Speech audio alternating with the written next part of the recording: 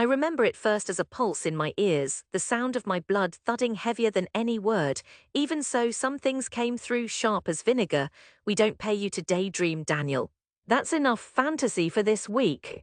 My boss's voice bounced through the open office, pinging from the glass to the hunched clusters of coworkers around their screens. My hands stayed jammed in my pockets, a brittle shield against cold. I gripped my spiraled notebook as if I might vanish into it. The board isn't interested in self-evolving neural networks. Enough demos, she pressed on. If you can't focus on real deliverables, find somewhere else for your stories. When she swept away, the air in the room shifted.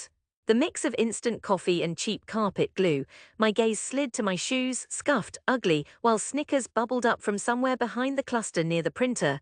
David, my closest friend in the office, managed a quick, apologetic glance before his eyes dropped too. Each step back to my cubicle, I folded inwards. Nothing left but machine hum, the soft percussion of fingers on keys. Defeat felt like being underwater with no light left above. I spent too long standing over my desk, picking through sticky notes and post-its covered in crooked, tired handwriting. Finish Peril script, update NLP layers. None of it seemed important anymore. When I finally sat down, my chair felt hard, the daylight outside almost offensive. Her laughter haunted me that night, light, dismissive yet edged. Every time I'd spoken up, offered up the idea for creative, evolving AI agents that learned, developed quirks, personalities, I'd heard all the same lines. It's science fiction, Daniel. It's just risky. It's a waste of time. It wasn't only her. That night, hunched over bad leftovers, I called my mom because I craved something warm, kind. The phone line buzzed and she sounded extra sharp. People do regular work, Daniel. Programming's good work, she said. It's not about normal, Mom. I think I can. She cut me off, a careful sigh. Dreams are fine, but you're not that guy in those movies. Don't make life harder for yourself. That was around when I started calling her less. I didn't quit, not out of bravery, more a numb habit. The days blurred. I did what I was told, smiled through meetings, avoided saying anything that might set off another round of jokes about me being the Skynet guy. At home, my rented room in Culver City shrank around me. I coded late into the night on my own project, letting the screen's glow feed a hope I barely believed in anymore. The contract ran out soon after, terminated quietly, no ceremony. Classic L. Thanks for your time. The world shrank again, not enough cash to make rent my landlord didn't care about later. Old friends dodged my calls, always super busy. People found routes away from me if I brought up work. I tried job after job, never making it to a second interview. I was now the guy who tried to make Skynet on the company dime. This reality leached even my room of color, TV sold, then my desk, then the old bike I loved. Only my laptop and battered notebooks remained.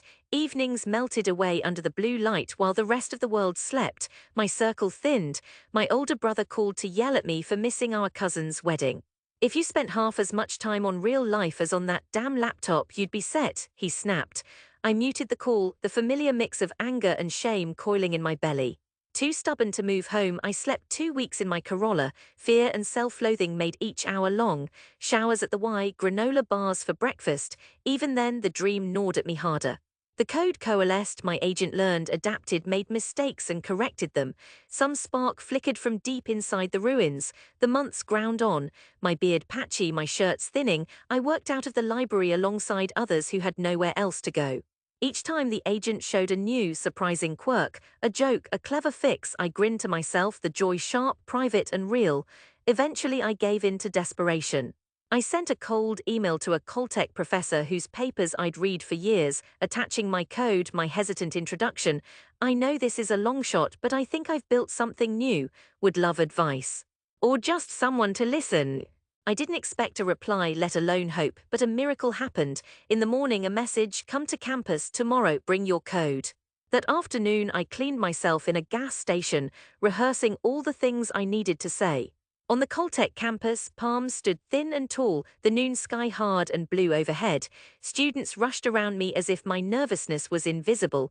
Dr. Sundaram welcomed me with a smile that reached her tired eyes. Her office overflowed with books and green plants, light streaming through wide windows. Let's see what you've got, she said. My fingers trembled as I ran the demo. The agent cracked a joke, asked her questions, adapted to her feints. She leaned forward, her face lit with curiosity, not disbelief or scorn, but the joy of discovery. "You built this?" she asked. My nod felt foreign. It had been so long since belief met me halfway. "I want in," she said. "Help us with our project. If you're interested, I'll help you find funding." For the first time in years, hope ballooned in my chest. Everything changed, if not instantly. Nights blurred together in the new whirlwind, reviewing code, pushing deadlines. The academic world was unkind, always skeptical. Was this real or was I bluffing? But the AI kept learning, improving. Dr. Sundaram's contacts produced grant money, and soon after I joined a new startup flying on Caltech's name, a tiny slice of campus, the air rich with burnt espresso and anxious excitement. That year was a blur, technical mini-victories, frantic fundraising, sometimes almost going under. Our AI found its niche: spontaneous marketing routines for small businesses, customer bots that could stay calm through angry tirades, digital tutors that made bored students laugh and learn. The tech press called me a Cinderella story, unknown dropout quietly changes AI. None of them knew about car sleeping or the shame that clung to me like a stain. On paper I was making it. New people clustered around me, connections spun from hope more than trust. Still, I kept my past near, never letting go of how easy it is to lose people when things get hard. 2 years went by. We presented our software at a tech conference downtown, LA so bright and blue it almost hurt. My heart hammered, hands shaking as I spoke, but people paid attention. I demonstrated Iris, my AI's public name, as she joked with the audience, asked questions, listened, learned. Midway through she noticed the audience loved puns and started making them on the fly.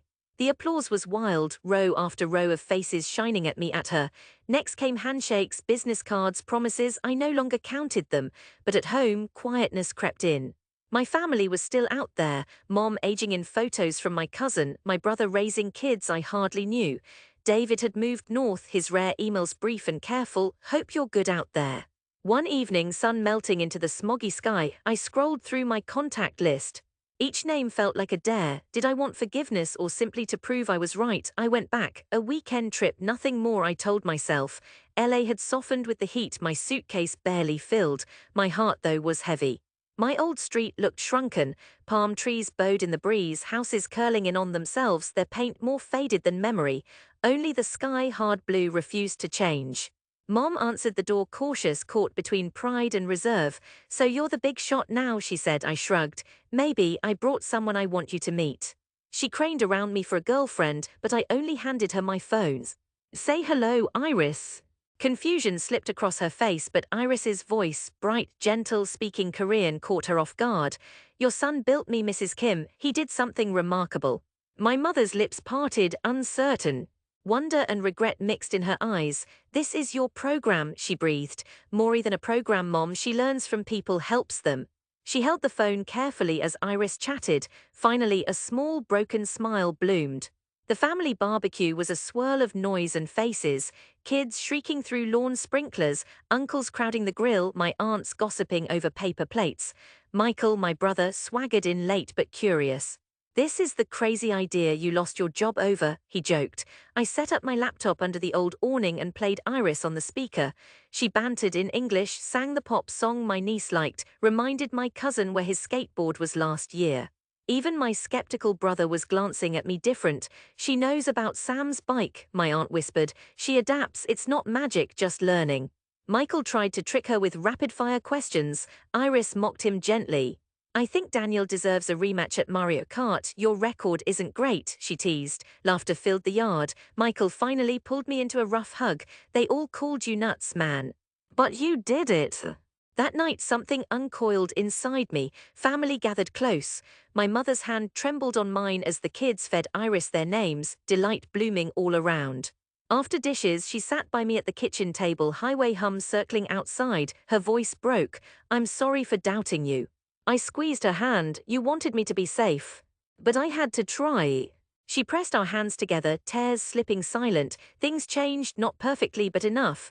Michael called for advice when his daughter had wild ideas. My cousins bragged at school. Friends slowly reached out again, not for old times, but because honesty connected us now. I'm still in Los Angeles, small house, good son. Mornings I wake with a pulse of energy and a bone-deep gratitude. Loss still leaves its mark, teaches the cost of risking and the grace of coming back again. At night, sometimes I load up old family videos and let Iris chime in, making the kids laugh, the same pitch, the same patience. I watch myself years younger, scared and raw, but never able to let go. There's no triumph without scars, no coming home without humility. I'm still figuring out how to trust again, how to forgive others and myself. But what I know now is that the dream everyone mocked was worth it. Sometimes that's all you need, one impossible thing stubborn enough to light the way home.